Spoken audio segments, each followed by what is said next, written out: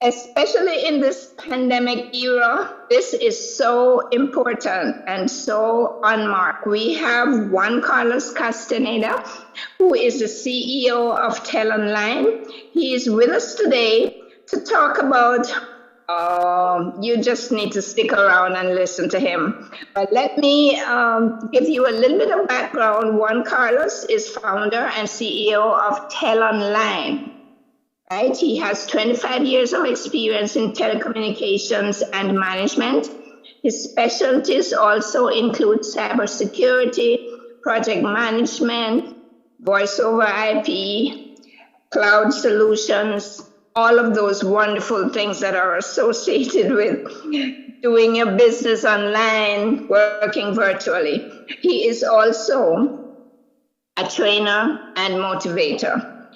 His company, TelOnline LLC, was established in September 2005 in Florida. It's a domestic and international firm with its main office in Sunrise.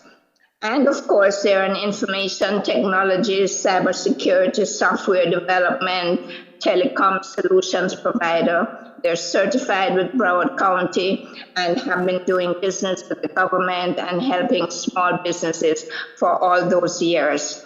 TelOnline is a client with the MBDA Expert Center, and as you can see, we're bringing small businesses who are going through the same things as we are, but they have expertise that can help us and information that can help you. So we're very, very happy to have Juan Carlos with us this morning. So take it away. Over to you. Good morning, Maria. Good morning, everyone, and thank you very much for the invitation for this webinar. It's an honor for us as a TelOnline participate in this very important and informative webinars with all the information that you guys provide for all the businesses. So yes, as you mentioned, we're gonna start talking very highlight name that we heard about is like a cybersecurity. And especially when you mention in this situation that we are living as a COVID-19, that everybody or many people are working at home or anywhere, not directly in the offices. So start creating different kind of confusions. So how the company has to manage this kind of security about the information of the company. And based on the statistics, today we heard like once the pandemic started, the increase of cyber attacks increased five times before as it was before. So can you imagine it's growing a lot? So the idea is we're going to start talking about the benefits of cybersecurity and how the businesses can prepare and protect themselves from cyber attacks.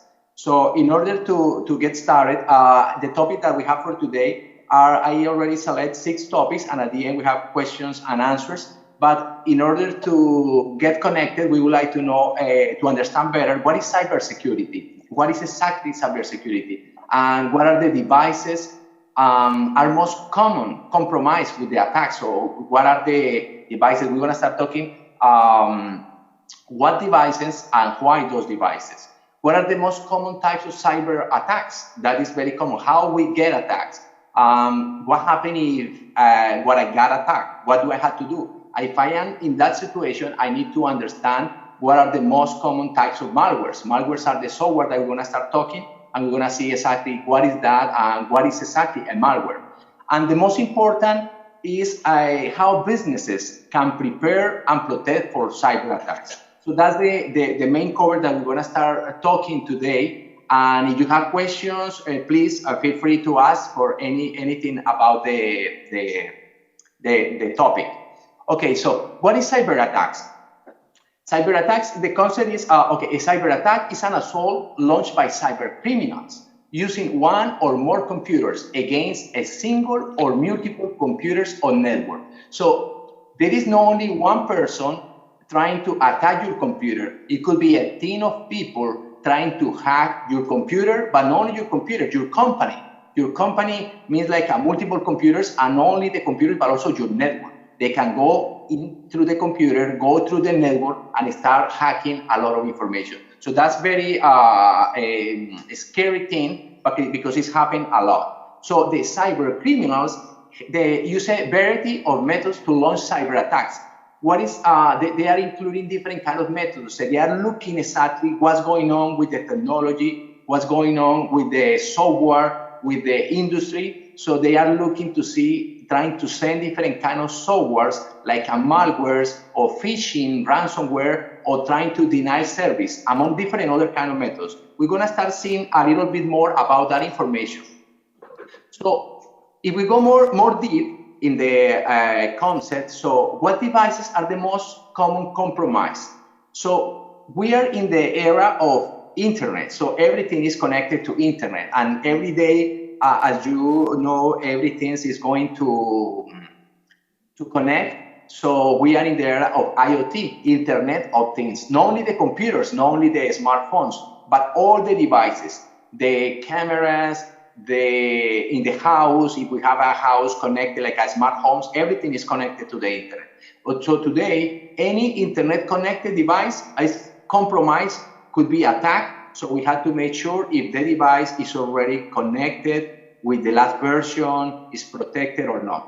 But some of the devices that the hackers like to go in and trying to access through those devices to the network, to the computers, to the office, to the company. Normally, for example, one is the Wi-Fi office printer.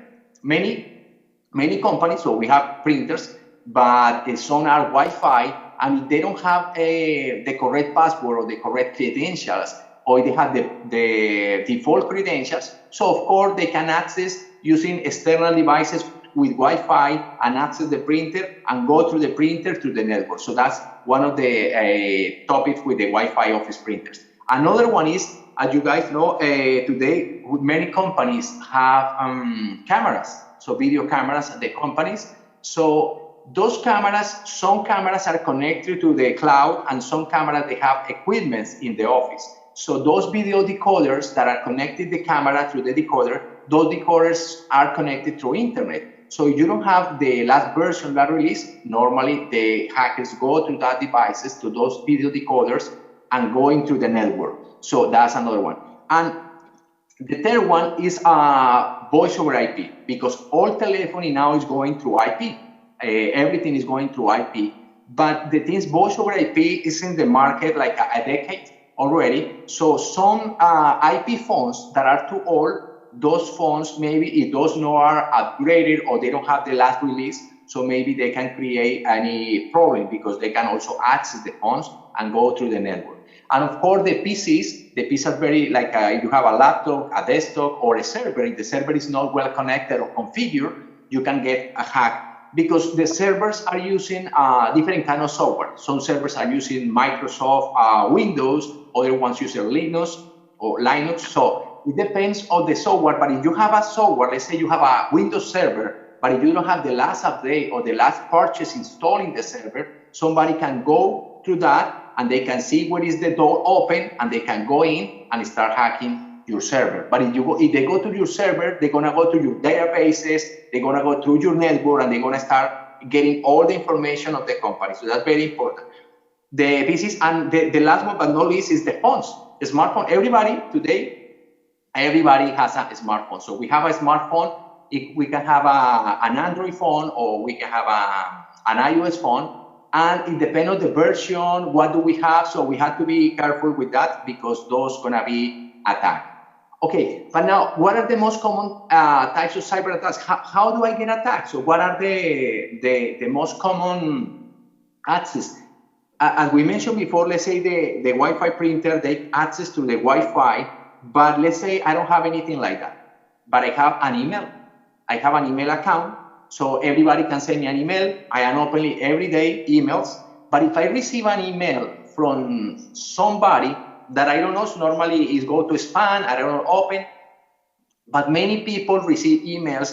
The hackers are not sending like a weird email. They say email like a call the attention with the subjects very important, like if we are talking COVID-19, so you can say, okay, COVID-19 vaccine or something like that, or maybe a release funds from the government is giving funds, or say, oh yeah, I want this one. They want to open, and when they open, they see the email. The email is like it looks perfect, like from every serious company. It's not like a weird email. No, it's perfect, names, all the information. and they ask like double click the attachment in order to see the documentation or the information or whatever. So when you double click on that attachment, then you're gonna get infected.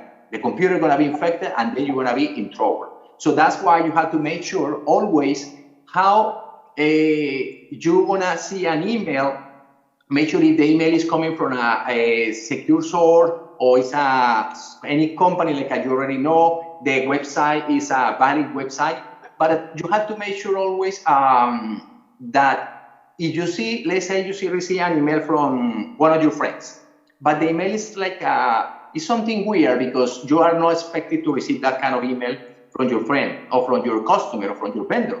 So you have to make sure, because sometimes when the hackers attack an account, they use their identity, and they use that identity and they send the email with that information, with that email, with your name, and you open and you think like it's normal, and you click, and then you get infected. And then what happened with this one? They get all your contacts, all your information, and do the same thing as the other person, but with your account, and start sending emails to your contacts and the other contacts, and continuously, something like that. So that's why we have to be very careful in that kind about the emails. The second one is the text message. We are using the SMS, the text message a lot. So the text message is a new way of communication. It's very effective because 98% of the people who receive an SMS open, read it. So that is the highest result. So that's why many people, many companies are using SMS to communicate, for marketing, for security, for many stuff. So when you receive an SMS, the SMS, it doesn't have the virus, but it has normally the URL. So they say, okay, go to this URL and download the information or get something. So when you click on that on your phone, on your smartphone, they go through your browser, and once you see the information on the browser, the system is downloading a program that is going to install on your smartphone, and that's the problem. They start doing the mess on your phone. So when you go to that website, so this is a website that's something bad. That's why the third one is the websites. And the website, there are some websites like we have to be careful. Don't go to those kind of weird website navigated, because sometimes they're gonna give you a free software or free information. And when you go there, you are checking the information, but it's downloading some information through your computer. So those are the malwares that are going through your computer. And once you are there, maybe they pop up a window. You see, okay, when you're gonna close the window, or they have some information like a close yes or no. When you click yes or when you click no, automatically they put the software on your computer. So that's very scary, because sometimes, and what is happening is like you don't know exactly what's going on. That's why sometimes the last one is a heavy traffic to a website. So let's say you have a website and the website is working, you have many customers accessing all the information. Let's say it's a portal where you can have all the data, all the customer information, the database. So if they want to catch all the data, so they install different kind of servers trying to generate or simulate people accessing the website. But it's not one or two, it's like 1,000 or 100,000 access to the server. So the servers feel like a frozen, and then the server is shut down. So when that happens, of course, the company is going to trying to fix it, trying to see what's going on. And in that process, the hackers are going in and trying to make sure what are the credentials, what are they doing, if they have access, any door open to get the database and access the information. So that's why we have to be very, very careful with those kind of things. Okay, now, what happened? Let's say I got attacked. Oh, now I am in trouble, right? but sometimes I don't know what to do. So we have to understand, because, okay, what is, if I got attacked, the malware or the software that is containing the malicious software on my smartphone or on my computer or my network. So this kind of software is trying to intend to damage my device, trying to put it as a crazy device and stealing my data. Boom, it's trying to steal my data. And generally cause a mess. Like I'm working my computer, but I don't know if my computer is too old, or if something happened, anything is not working good. So I'm trying to ask information, or if I want to go through the website, is not working, and I want to access my account information or my bank account. They are all the time are getting this kind of information. So when I know if I got attacked, I want to understand what are the most common types of malwares, because those malware we need to understand. Okay, we have, there are many, not too many. I know we have short time in this presentation, but I'm gonna cover only 5. Okay, 5. One of the most famous, like everybody knows, is the virus. Okay, no, I got a virus, and the virus are designed to damage all my computer data. Even though some people, they are trying just to kill your computer, like it's working, you have a lot of information, important information, but they want to destroy the data. They want to destroy the hard drive, so they are trying to damage your hard drive. So those very crazy thing, or something they want to shut down your system. So let's say, imagine like any big company, big corporations, or the government is working, everybody's accessing the data, and they want to shut down the system. Wow, everything will be complete a mess. So it will be very dangerous for everything. So the second one is the worm. So the worm is going to the computer network. So it's not going to only to the computers, but it's in the computer, but it's going to all the networks. So let's say you have 5 people in your small company, or you have 10 people or 20 people, but everybody's connected to the same network, right? So they connected, let's say the printer is connected to the network, so the worm is going to the network and it's going to every computer, trying to do. So it is working by itself, like a moving. When one is there in a computer, start launching a new activating another software to start going to all different places. So that's the one, yeah. Now, another one that is very common for everybody is called the Trojan horse. Why the Trojan horse? Everybody knows the Trojan horse history, right? Like nothing happened, really nice, but it entered into the system. And when you are like allowing access, like a normal, hello, make a friend, it's like the example that I use all the time is when you have your smartphone or your go to the Apple Store or Google Play, and you see a lot of applications. And those applications are fun applications, are game applications. Oh, I like this game, you know, it's nice, it's free, it's very good. So I download it and I start playing, and everything was good, you know. It's free, nice, I like it, and maybe more applications. A lot of applications are free, but what is free? Free? Like I said, nothing is free, right? Like everybody said no. But when you download the application, some companies or some people use that kind of strategy to track the information about the customers, to see where are they going, what are they doing, what are they using, what kind of phone they are, where are located. And other people use that information, but I use worse cases, like they know information about the passwords, the credentials, the bank information. Because once you install the application on your smartphone or your computer, everything is normal. But you don't know exactly what is going in the Trojan horse. Once it's there, a lot of malwares are going out, like worms or like another ones doing bad things. And not at the moment. So you are working perfect, maybe everything is fine, but maybe a week, a month, or something is boom, boom, boom, launching some information. Or maybe we're gonna see another one that is called the spyware. So they install using the Trojan horse and spyware, and the spyware is installed in the computer without your knowledge. Like without your knowledge, you don't know. Did you told nice? No, I never do anything. I never open an email. Everything is fine. But remember, you download the game or the free application, and there is a malware called spyware. So spyware is getting all your habits and internet activity. So it's spying capabilities. Can include like a monitoring, collecting the keystrokes, data about yourself, information about your financial data, and more. You know, everything that is going on on the computer, on your smartphone, is getting everything. And the other one is called ransomware. Ransomware is, it is happening, especially today in this era that we are living, like everybody's at home. So why? Because the people had the necessity to go and work at home, right? But some companies, okay, they were prepared and they have people with computer, but other ones, they don't have it. So they have, bring your own device, or I give you my device.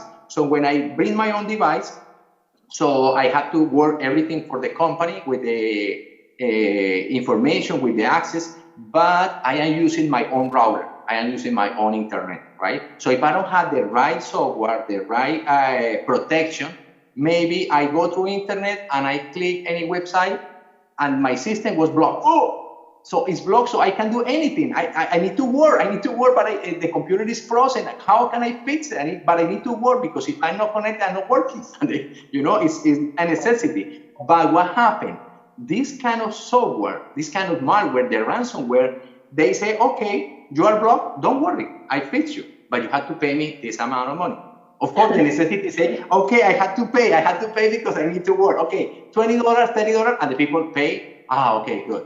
But don't forget, the virus is still there because the person who asked you for the money was the company who put it there. So it's like a weird thing. But what happened? This is a personal thing. $20, $35, $50 for those kind of ransomware. But what happened if those guys install in a big company a ransomware, where they're gonna ask you not $25, not $50, $100,000, $1 million, or they have heavy information, it's gonna be a crazy thing. So that's why the cybercrime is going really bad. Everybody, not only in the United States, but around the world, any kind of company, could be one person, yeah? That's why we had to protect the smartphones for our child, because that's very important, because they are trying to that. We don't have to allow them, okay, download any kind of application. No, this is everybody using. No, because it's really dangerous, not only for that person, only for the family or for the company, for many things. So that's why we have to be very careful with those kind of attacks, okay? So now the business, how business can prepare and protect from cyber attacks, because it's very, very important in order, like, if I am not protected, or if I am not connected to what's going on today, maybe if I had to do my business gonna start is trying to look how can I be protect, or I'm gonna be with headaches, with many kind of things. The first thing is I select with 4 bullet points. The first one was to do an analysis. So, okay, depends on the company, we have to sit down and review and to know my data. What are my most important information? What could be the risk? Let's say I am a company in telecommunication and I have many customers, and the customers are going online and they pay with credit card, and I want to make sure everything is good, because if it is not correct, maybe somebody who is making the payment with the credit card, another hacker could take the data from the credit card, you know? So I had to make sure what's going on. Do I have the same thing? Do I have to create the security policies for the company? Always I need to back up the information. I have to make sure, because somebody can block my information, so I have a backups, install the anti-malware software for those kind of servers, be protected, and for create standards in the company. The standards are the basic one, because today everything is with credentials. So I have a username and password, right? Email, any kind of application is username and password. So create strong passwords in the company. Not only the name for something and 2, 3 numbers. No, we have to create strong passwords, meaning password with capital, with lowercase, with numbers and special characters. Very strong passwords. Some browsers allow me to do that, or the company create a policy for that. Educate and train your employees. Make sure they already know how to manage the information, because the information is key. Today, the information is the most valuable in the companies for everything. Today, the information is wow. We have a lot of information, but the company, the information is very, very important. And we have to encrypt the data. So as I mentioned before, when you go online, your website, let's say your website, but if you don't have a website with SSL, with secure, somebody can access and hack and get the information from the customer with the credit card. You have to make sure the websites are with SSL. If not, you're gonna be in trouble. And when you have those kind of analysis, security policies, standards, so let's go to deployment and security mechanisms. The deployments, okay, we have different companies that they have an office and everything is in the office, the servers, and people working anywhere, right? But another company that they have offices, but they have also cloud.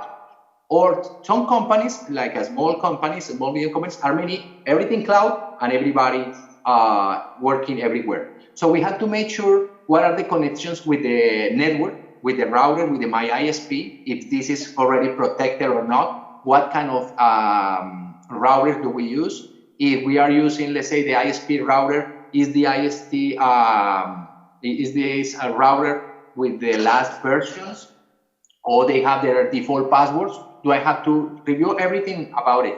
And of course, the endpoints. Remember what we mentioned about the printer, the IP phones. We have to make sure with our vendors that we have the last version, that we have updated the information. And we have to create VPN connections. If the people is working at home, I have to give you connectivity like a point-to-point, but secure, encrypted the data so nobody can access, so they can work anywhere without any problems. And some companies, they have their own applications. Let's say we have an application for our customers, an application, a mobile applications or website application. So we have to make sure those applications are updated with the software that was built, let's say different kind of softwares, or my website. My website is built with, let's say, WordPress. It's one of the famous content managers. But of course, WordPress, they have many releases. We have to make sure the releases are already updated, because if I have, let's say, a release from 2018 and maybe 2018 to 2020, there are many issues. And remember, the hackers are always on top. They know exactly what's going on. When they send a release, they say, oh, this release was made because we found a vulnerability, security in that. So I say, so it's open. So let me find who has a WordPress, who has that version, and then I go in. So the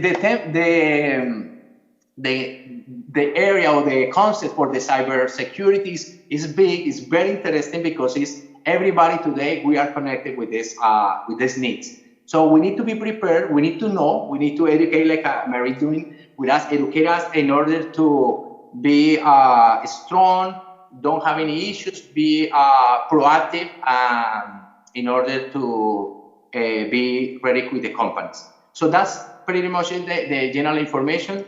Thank you for your attention, and any question, please feel free to let us know. Okay. Juan Carlos, you are amazing. You are amazing. This is so educational, so specific. And some of it seems so simple that we should know, but I'm sure that there are lots of us out there who are not as familiar. And I am looking at my emails, and I'm thinking through my company, and I'm thinking through all the connections that we have on all the databases and financial information and contracting with other agencies. It seemed that they are in jeopardy as well. If I'm in jeopardy, because their information is stored with me on my server, and so if they catch me, they're going to catch the people that I'm doing business with as well, right? Correct. Yeah, so there are a lot of questions for you, as you might well imagine. Let me just give you, okay, due to the pandemic, our team is teleworking. How do I ensure that our network is safe from viruses, since everyone is working from home? I guess we all have that question. Yeah, this is one of the most common questions, especially today. Yes. We have to make sure the connectivity with the company. So how we are connected to the servers. One of the most common use is called a VPN. VPN means virtual private network. It's like, okay, I am working from here to the office, so I create a special connection to the company. So it's encrypted, the data and the information, so nobody can attack me or go to my connectivity in the company. So that is a good option, because if I leave the server in the company open, not only me can access, but every other people can access. So I think one of the most, there are many ways, many options to do that, to protect, but the VPNs are the most common used for financial, financial are using too much. But many companies are doing the VPNs connectivities. And let me just give you one more question before we move on to Irvin. How would you recommend that I secure my website from hackers? That's a good question, because especially today, many companies are looking the way, how can I provide my servers, my services or my products online? Like I have, let's say, a store, a retail store, but I need everybody go to the website and buy the products. So they are looking to have a shopping cart. Okay, I need a shopping cart. I need something very nice. The people can go buy my products online, and we do all the process. But as you mentioned, we have to make sure our website, they have two components. One is the content management, the content of the website, plus the other one is about the transaction. I have to do a lot of transactions. They're going to have a credit card information in the system, customer information, products, and then I'm going to receive that data. So in order to have everything working well, so I need to install an SSL. An SSL is a secure, like a seal on my website to encrypt all the data that is going on. And of course, I have to double check what are the versions, what kind of software I am using. I have to make sure that is compliance with the standards and with the last versions to avoid any open doors to get access from the hackers. And somebody is asking about encrypting, what exactly it means. They don't quite understand the term. Okay, that's a very good question. Encrypted means, let's say you send a word, right? You are typing a credit card number, but the credit card number is going directly to the system. But once you encrypt it, they're gonna create an algorithm to split the number, not only in 16 digits. They're gonna have every digit will be converting, let's say, 128 digits. So bits and bytes. So this is a little bit more technical, but it's like you create the 16-digit credit card number that they're gonna split in a huge number with bits and ones and zeros, and that's gonna be encrypted. So if somebody got the information for any reason, they're gonna see it's just number, but they don't know exactly what's going on. What is the data that is going through the system? So that's why it's encrypted, very important. All right. Wow.